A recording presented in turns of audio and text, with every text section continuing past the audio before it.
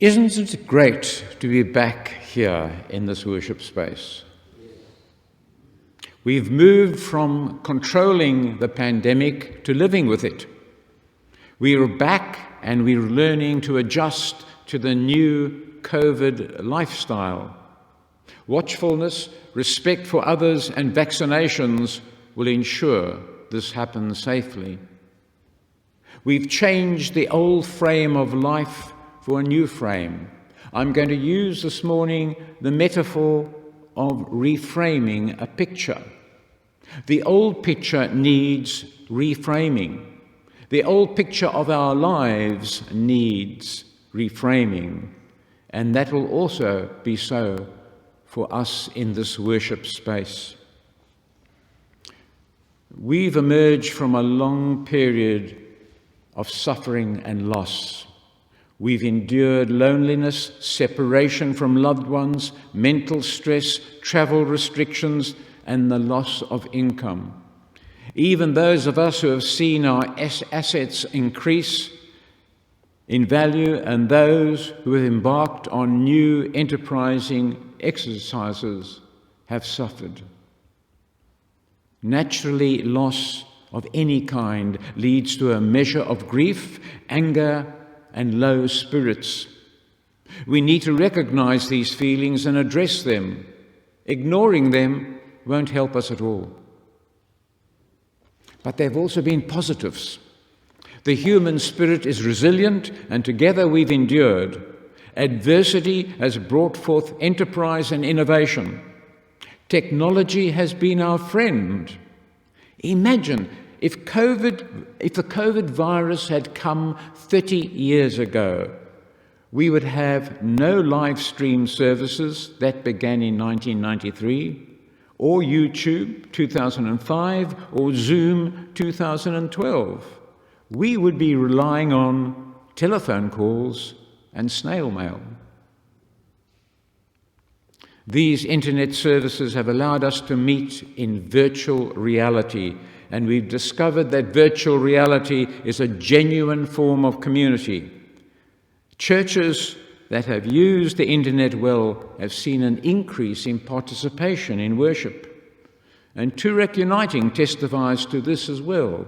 And today's service is both live in physical reality and streamed in virtual reality. And I want to say to the virtual reality worshippers gathered with us today, welcome. I'm truly glad you are there. It is truly good that you've gathered with us. Let me share the value of virtual reality, an experience I had recently. I supervise a few ministers. I recently had a new request. The reality was that this minister lived so far away from me that we could not, or rather it was impractical to meet physically. So for us, Zoom was the answer. In our first session, I said at one point in the conversation, "Your eyes are telling me something else." And she responded, and the conversation went deeper and more constructively. That could not have happened over a telephone conversation or a letter. We needed to see each other in real time, either physical or virtual reality. The story of Ruth has something to say to us that will help us in reframing our situation. The book of Ruth is a story of Naomi and her family. A famine in their homeland, Bethlehem, has caused them to move to Moab. There they enjoy a measure of security. Their two sons grow up and marry local girls. But tragedy strikes unexpectedly. In a short space of time, Naomi's husband and sons die, leaving 3 grieving women. They lost their husbands and their income, as women in those days didn't own land. Their grief and despair would have been enormous. Naomi decides to return to her homeland. She has heard that the harvests have returned. Would conclude naturally that it was a good thing and logical for her to return to her homeland. But I want to suggest there may have been another motivation. From my studies, I understand that Israel was the only culture of that time that had a regulated social safety network. The Israelites were commanded by God to look after the widow, the orphan, and the stranger by leaving some of the fruit of their crops on the land for them to pick up or glean. Those in Israel who didn't have land or couldn't own land, namely the widow, orphan, and foreigner, could come and glean. 19 verses scattered through the Old Testament tell us that God demands of God's people that they provide for those who are unable to earn an income, even the foreigner. And that is loving your neighbour. The story of Ruth and Naomi's survival and hope rests on this foundational principle of society. You allow people to glean. You allow people to have some of your wealth that you've accumulated. I do encourage you to read the whole story. I think it's a delightful story. This concept of gleaning underpins the story. It hangs around that and makes it all happen. The plot unfolds. As we heard, Orpah sees the good sense of her mother-in-law's words. She goes back to her relatives. Ruth stays with Naomi. Ruth was attached to Naomi. Ruth loved her mother-in-law. So they arrive in Bethlehem, and Naomi responds to the warm reception with an outpouring of loss and grief. Call me no longer Naomi. Naomi means pleasant. But call me Mara, which means bitter. For the Almighty has dealt bitterly with me. I went away full, but the Lord has brought me back empty. This woman is bitter with grief. She is empty with loss. She is still mourning. Her spirit is depressed. Her optimism diminished. I guess we all have been there at some point in time in our lives. And we can empathize with Naomi and Ruth. And you may be feeling a little like this today. Don't hide your feelings, my friends. Talk about them to a faithful friend. We can learn some things from the story. The first thing we can learn is that we must say that loss and grief is not about moving on. Loss is always loss.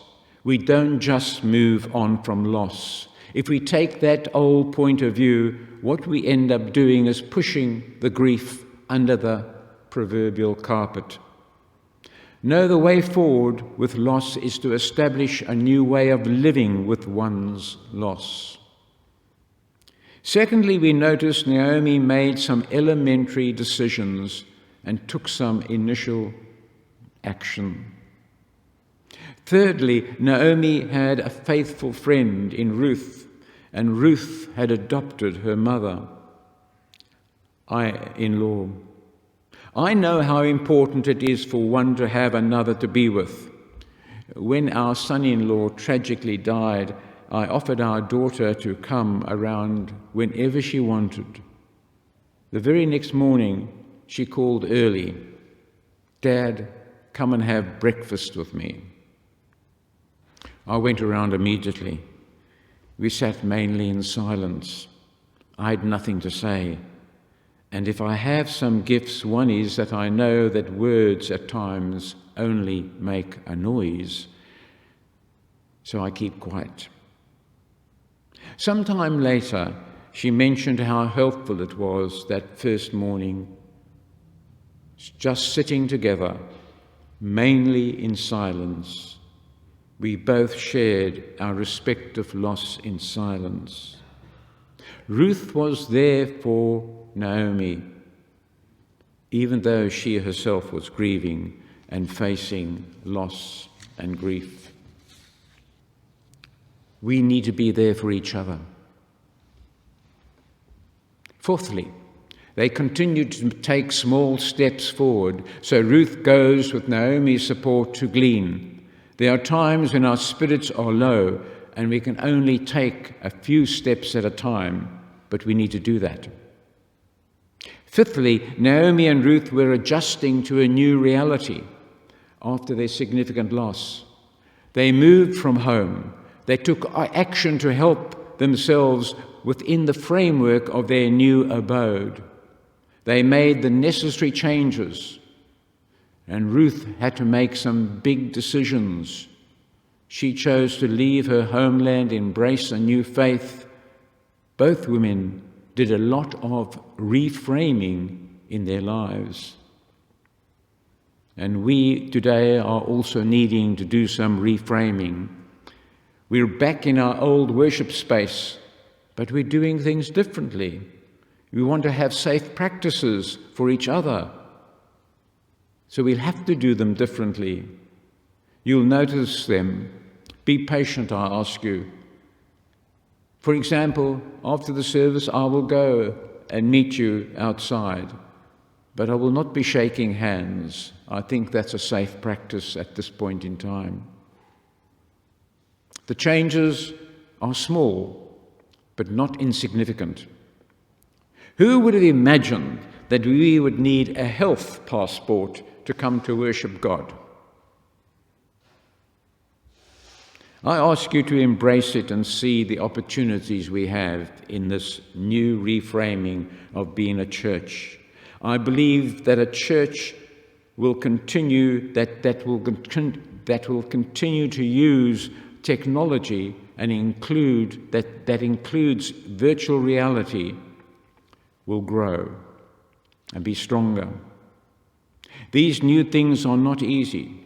I have found leading worship utilizing modern media quite demanding and a little threatening. Leading worship and knowing there are others viewing you through a very narrow frame of a computer or an iPad adds a new dimension to ministry. But I also know that this service goes beyond these four walls. More people are gathering with us in worship than before us and around us today. They're doing that in virtual reality, and they are blessed, and they bless us as we bless them. So let us go forward together and embrace the change with thankful hearts, praising God for the new framework that widens this church's ministry. Amen.